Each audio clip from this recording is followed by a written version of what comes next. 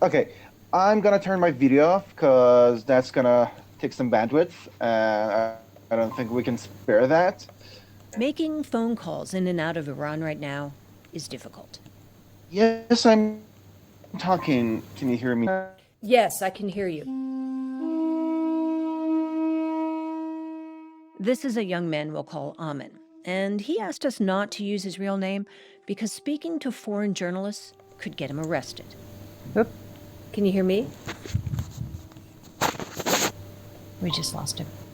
Amin lives in Tehran, and getting in touch with him has been so hard because the authorities there have made it nearly impossible to make or receive mobile phone calls between the hours of 4 p.m. and 1 a.m. That's prime time for demonstrations.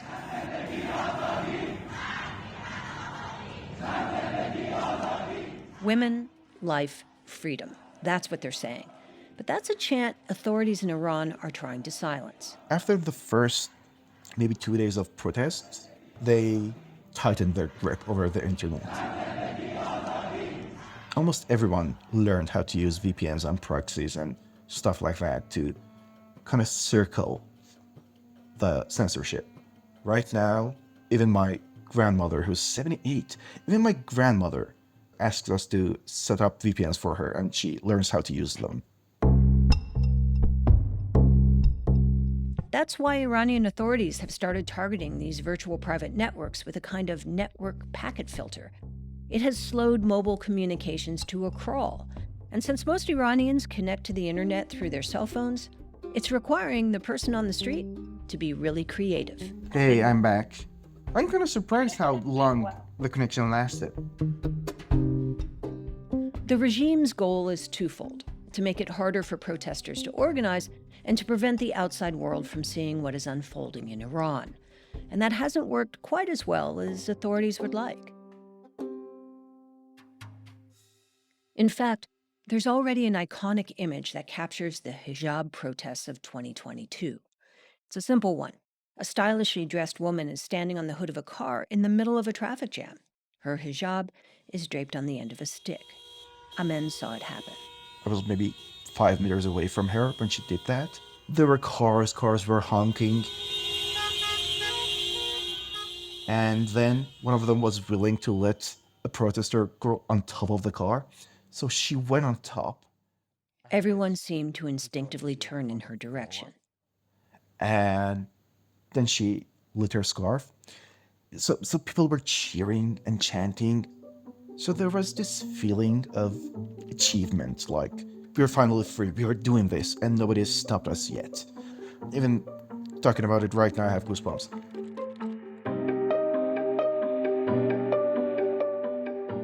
I'm Dina Temple-Raston, and this is Click Here, a podcast about all things cyber and intelligence. Today, as the largest demonstrations in more than a decade continue to rage across Iran, authorities in Tehran are trying to rein in protesters by throttling the internet and switching off mobile phone connections. But it isn't working as well as they had hoped. Men and women continue to take to the streets. They're building bonfires of hijabs, and the movement is cutting across gender, class, and generation. It's not a revolution yet, but it might very well be on the path towards it.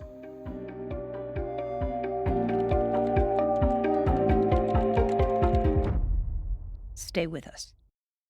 The morality police in Iran are charged with enforcing laws of modesty. According to the letter of the law, women are required to cover their hair and hide the curves of their bodies. The Sharia tells women that they should cover all their skin, not just skin, all their body, other than their hands, their feet, and their face. That's Amin again. And he says that it might surprise people to know that right after the 1979 Islamic Revolution, the hijab wasn't mandatory. It happened sometime after that. Yesterday's demonstration was the nearest thing to an anti-Khomeini rally yet. The imposition of Islamic law here has started with an order to women to cover their heads in government offices.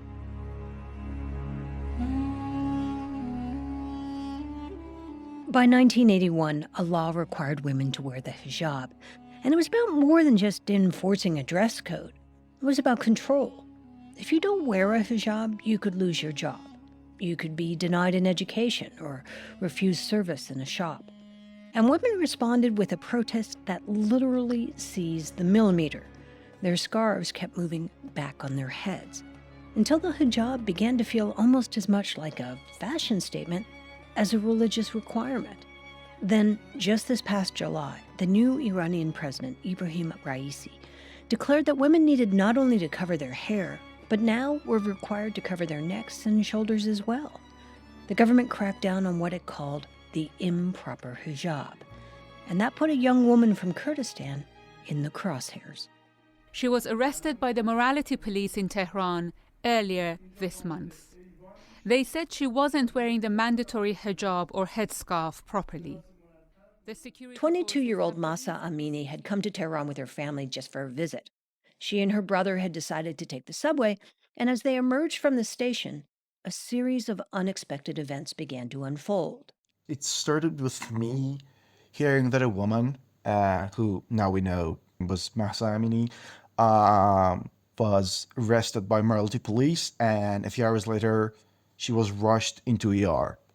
Obviously, we all thought the same thing, that they've probably done something bad to her. A short time later, a photo of Mahsa appeared on Instagram. She was lying in a hospital bed with tubes in her nose and her mouth, and there was blood coming out of her ears. The picture went viral. I myself felt my blood boiling inside my veins. It was hatred and anger and all that at the same time. The government officially announced Mahsa's death the next day, and the authorities released a video suggesting that Mahsa didn't die at the hands of police at all. They said she died of a heart attack in the hospital. But their video, it wasn't very convincing. It just showed a woman in a headscarf collapsing against a chair, and then paramedics, just seconds later, as if on cue, rush in. And you know, the video it's from afar, and it's not high resolution, so it's not even obvious that's her.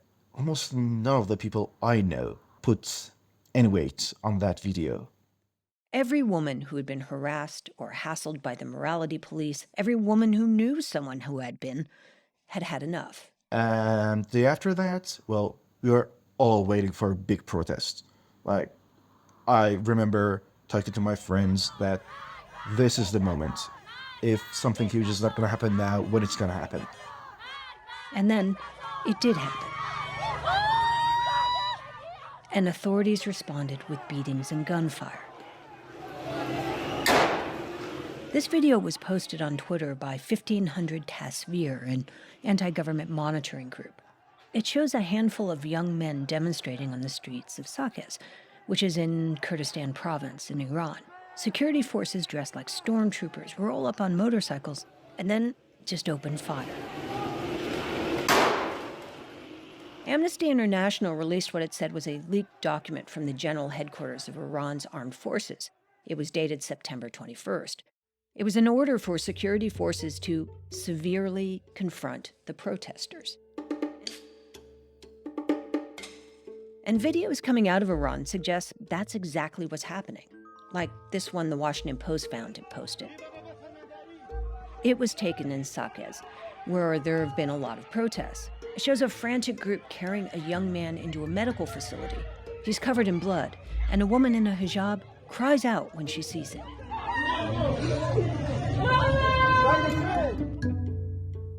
According to Amnesty International, police have killed dozens in the protests so far. When we come back, a primer on safe demonstrating, Iran style. Stay with us.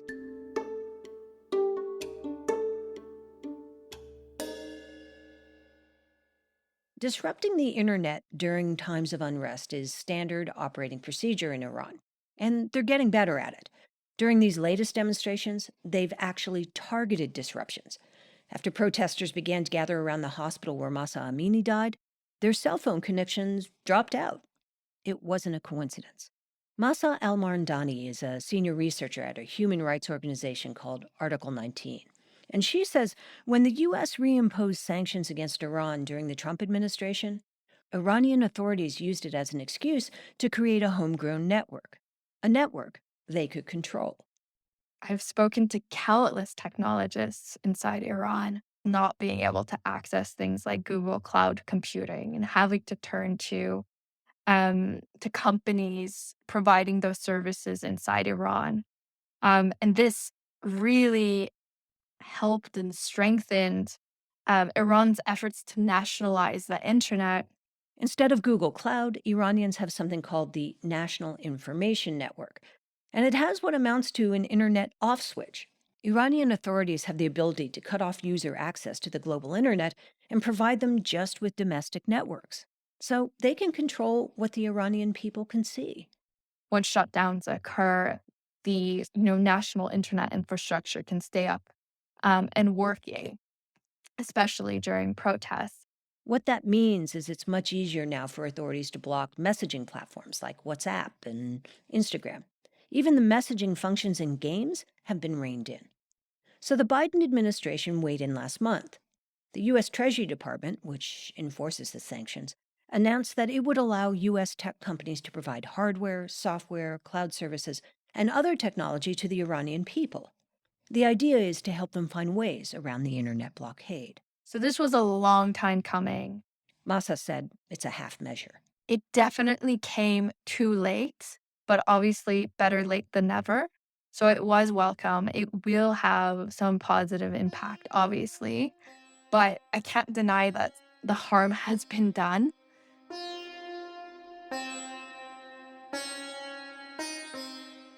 As the demonstrations in Iran enter their fourth week, there are some signs that Iran's Gen Z aren't alone.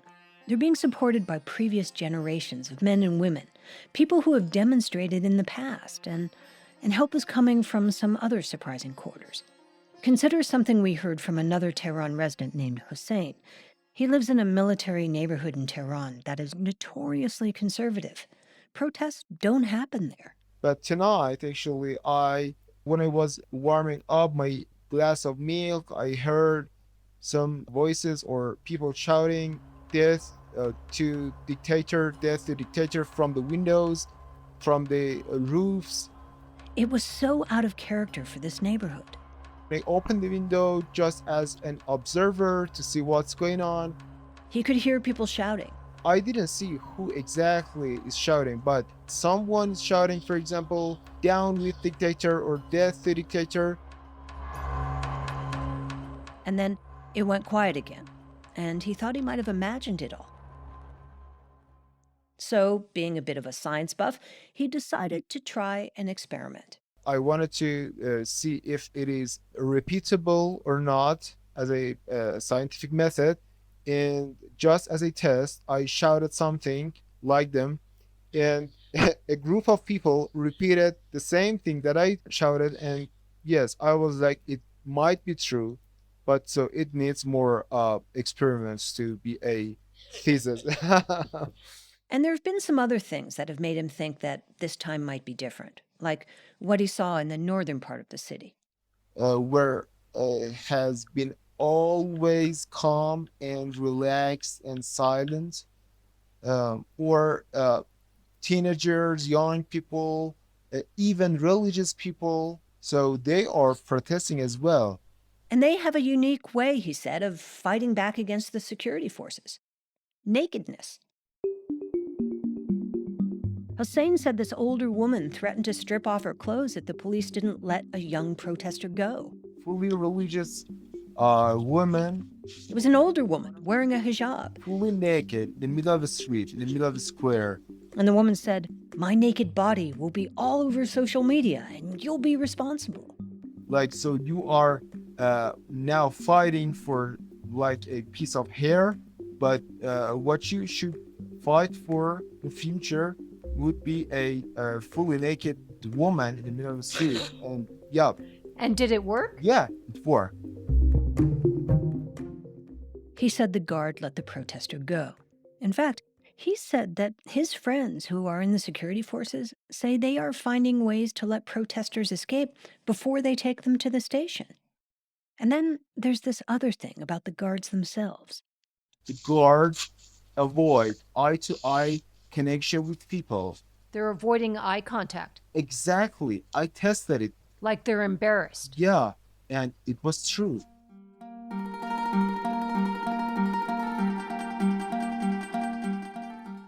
Amen, the Tehran resident we met at the beginning of the episode, he said even if some police are uncomfortable with the crackdown, a lot of people are still being arrested. Many of my friends have been questioned. Many of the people I know are right now imprisoned and probably getting interrogated.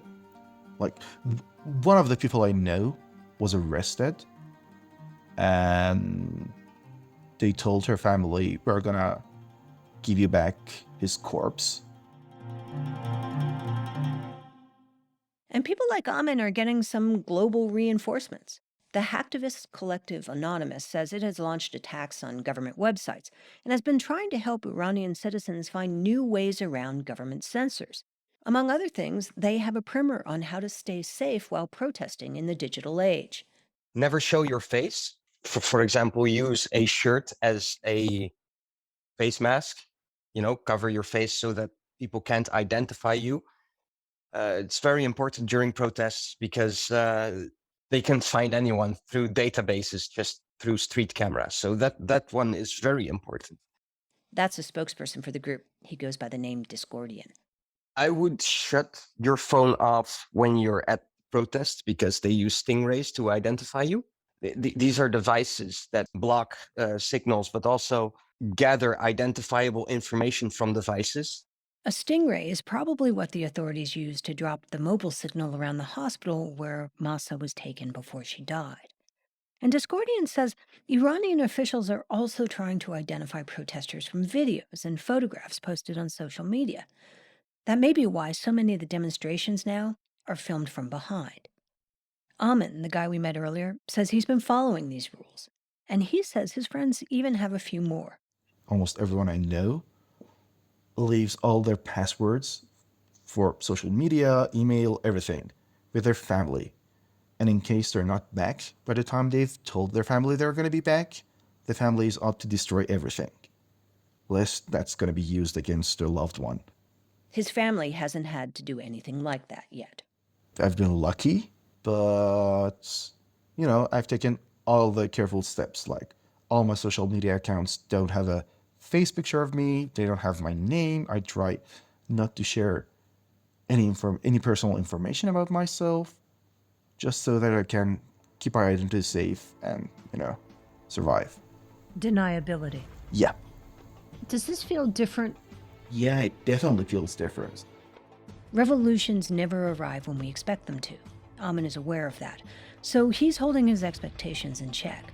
That said, he does say that the so-called improper hijab regulations are unlikely to survive all this. Hijab is not going to be the same. This is Click Here.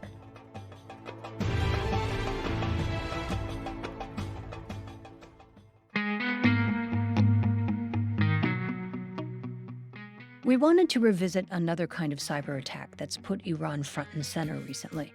Back in July, hackers linked to Iran took aim at Albania. They attacked the government's websites and took them down for hours. What made it unusual was the way Albania responded. It severed diplomatic ties with Iran. So we thought we'd unpack what happened. Our own Sean Powers reports. When Mentor Betcha tried back in mid-July to log onto this government website called eAlbania, it was an exercise in frustration. Name, password, rats, no luck. I direct an NGO, so I was trying to access my account of NGO in eAlbania, so it was not possible. Well, it turns out he wasn't alone. You see, Mentor happened to log on just as a group calling itself Homeland Justice had started this massive cyber attack against Albania's government websites. The government was hit by a massive cyber attack that has shut down the country's official websites, like the Prime Minister's office, the country's parliament, and the entire government digital infrastructure was under a sustained and coordinated assault with a clear... It probably isn't a coincidence that the first wave of digital attacks targeting Albania happened on July 17th, just days before the start of the World Summit of Free Iran. It was organized by an Iranian dissident group known as MEK, that stands for Mujahideen al-Khalq. Now, when Samin Kargar read about the hack, the first thing that came to my mind was the MEK. Samin is a non-resident fellow at the Atlantic Council's Digital Forensic Research Lab. The Islamic Republic sees the MEK as one of their arch enemies. Samin tracks around in cyberspace, and she says when Albania gave refuge to some 3,000 MEK members years ago, it didn't see reprisals coming. Especially not in this form or scale. At best, they might have thought that they would be facing security threats toward the MEK, but this sort of targeting the government directly was probably not something they were anticipating. Iran used to attack embassies to show its displeasure. Now, she says, the country goes after government websites.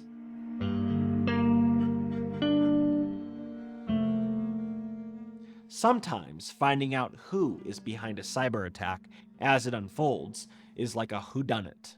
So when we do attribution, the first thing we do is you sort of have one incident, and then you try to link together multiple incidents that you think the same actors are behind.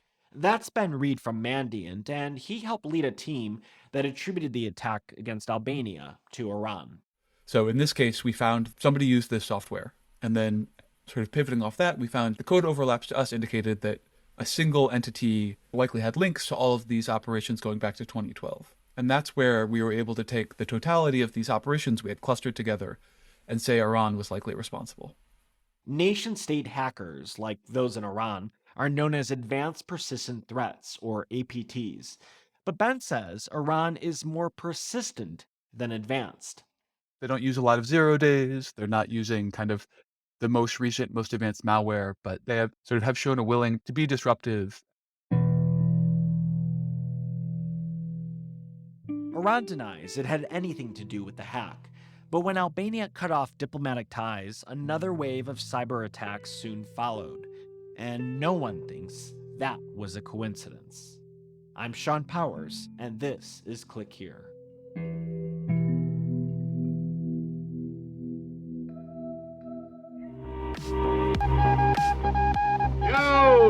On the mark! Here are some of the top cyber and intelligence headlines from the past week. Last week's conviction of Uber's former information security officer, Joe Sullivan, may have sent a shot across the bow for the country's chief information security officers. He was found guilty on charges related to a cover-up of a 2016 security incident at the ride-sharing company. The record spoke to more than a dozen security executives about the case, and they're split on whether the conviction will have ripple effects in the industry. Some, like Digital Shadow's CISO Rick Holland, said the case will encourage more CISOs to become whistleblowers. Others said security chiefs should be prepared to be held responsible for incidents that occur on their watch. Prosecutors said Joe Sullivan deliberately tried to conceal information and mislead the FTC about a breach in which hackers stole the personal data details of some 57 million customers and the personal information of more than 500,000 of the company's drivers. And finally, have your IKEA smart lights been driving you crazy? Researchers discovered 2 vulnerabilities in the company's smart lights that would allow an attacker to take control of the system and make the bulbs rapidly blink on and off. Researchers at Synopsys Cybersecurity Research Center discovered the bug and approached IKEA about it this summer. A company spokesman told the Record that the company has worked with Synopsys since the disclosure to improve the safety and functionality of their smart devices. The company made clear that the hackers could only irritatingly flash the lights, and that it isn't possible to access sensitive information from their gateway or smart devices.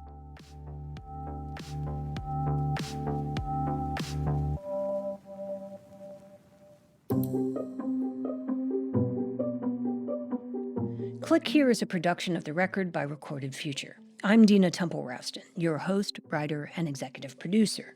Sean Powers is our senior producer and marketing director, and Will Jarvis is our producer and helps with the writing. Karen Duffin and Lou Olkowski are our editors, Darren Amcrum is our fact checker, and Ben Levingston composed our theme. Kendra Hanna is our intern. A special thanks to our guests in Iran who have a lot of advice about my connection issues. So, Dina, if your internet connection is bad, so I suggest that change your provider to Verizon, maybe. It could be better. I am Verizon, as a matter of fact. Oh, so turn to AT&T, so it will give you a better service. And we want to hear from you. Please leave us a review and rating wherever you get your podcasts, and connect with us by email at clickhere@recordedfuture.com or on our website at clickhereshow.com. We'll be back on Tuesday.